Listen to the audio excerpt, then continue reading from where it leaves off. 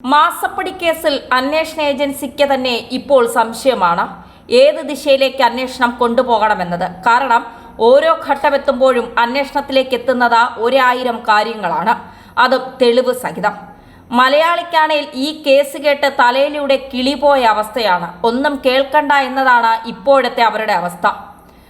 പുറത്തുവരുന്ന വിവരങ്ങൾ വീണ വിജയൻ അന്വേഷണ ഏജൻസിക്ക് മുമ്പാകെ മൊഴി നൽകാൻ ഹാജരായി എന്നുള്ളതാണ്. പക്ഷേ അതിതുവരെ സ്ഥിരീകരിച്ചിട്ടില്ല എന്നുള്ളത് മറ്റൊരു യാഥാർത്ഥ്യം.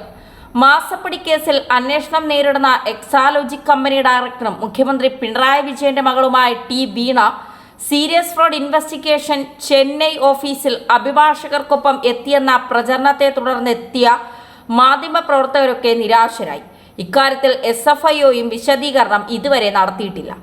വീണ എത്തിയെന്ന തമിഴ്നാട് രഹസ്യാന്വേഷണ ഉദ്യോഗസ്ഥർ ഇക്കാര്യം സ്ഥിരീകരിച്ചെങ്കിലും ഓഫീസിന് മുന്നിൽ കാത്തുനിന്ന മാധ്യമപ്രവർത്തകർക്ക് വീണയെ കാണാനായില്ല.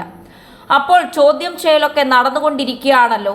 ഇനി അന്വേഷണ ഏജൻസി എങ്ങോട്ടായിരിക്കും എത്തുക എന്നത് ഏറ്റവും പ്രസക്തമായ ചോദ്യമാണ്.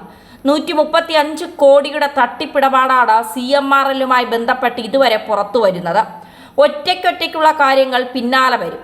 എന്തായാലും വീണ വിജയനോളം ഇതിൽ പങ്കാളിയായ മറ്റാരും ഇല്ലതാനും.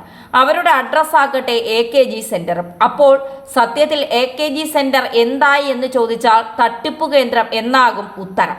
തട്ടിപ്പുകാരെല്ലാം അകത്തുമാകും. തട്ടിപ്പ് കേന്ദ്രത്തിൽ റെയ്ഡും നടക്കും. സംശയമുണ്ടോ എന്ന് തിരിച്ചു ചോദിക്കലേ നടക്കും. അന്വേഷണം പൂർത്തിയാകുന്ന മുറയ്ക്ക് എന്തായാലും SFIO മാത്രമല്ല EDയും CBIയും വരെ AKG സെന്റർ കയറിയിറങ്ങും. തെളിവുകൾ നശിപ്പിക്കപ്പെടാതിരിക്കാൻ അന്വേഷണ ഏജൻസിക്ക് അന്വേഷണ വിധേയമായി സീൽ ചെയ്യാൻ സാധിക്കും. ഇതെല്ലാം പിണറായി മുൻകൂട്ടി കാണുന്നുണ്ടെങ്കിലും ഒന്നും ചെയ്യാൻ സാധിക്കുന്നില്ല എന്നതാണ് വാസ്തവം. പൊതുവായി പിണറായി വിരുദ്ധത എല്ലാവരിലേക്കും നേതാക്കളിലേക്കും എത്തി എന്നതാണ് വാസ്തവം. ഇനി AKG സെന്റർ സീൽ ചെയ്യുക കൂടി ചെയ്താൽ പിണറായിക്കെതിരെയുള്ള വിരുദ്ധ വികാരം ആളിക്കത്തും. സ്വന്തം പാർട്ടിക്കാർ തന്നെ പിണറായിക്കെതിരെ സമരം നടത്താൻ അനൌദ്യോഗിക തീരുമാനമാവുകയും ചെയ്തിട്ടുണ്ട്. മാത്രമല്ല പാർട്ടി സെക്രട്ടറി MV ഗോവിന്ദൻ അടക്കം പിണറായിയോട് പൊരുത്തപ്പെടാതെ പോകുകയെന്നാണ് പുറത്തുവരുന്ന വാർത്തകൾ. പക്ഷേ മറ്റൊരു കാര്യം കൂടിയുണ്ട്. AKG സെന്ററിലേക്ക് അന്വേഷണം എത്തുന്നതോടെ ഏതൊക്കെ നേതാക്കൾ മുഖം പൊത്തിപ്പിടിക്കേണ്ടി വരുമെന്നറിയാൻ സാധിക്കും. എന്തായാലും അന്വേഷണം റദ്ദാക്കണമെന്ന ആവശ്യം കർണാടക ഹൈക്കോടതി തള്ളിയതിനാൽ മൊഴി നൽകാനാണ് എത്തിയതെന്നാണ് സൂചന. SFIOയ്ക്ക് ദക്ഷിണേന്ത്യയിൽ ചെന്നൈയിൽ മാത്രമാണ് ഓഫീസ്.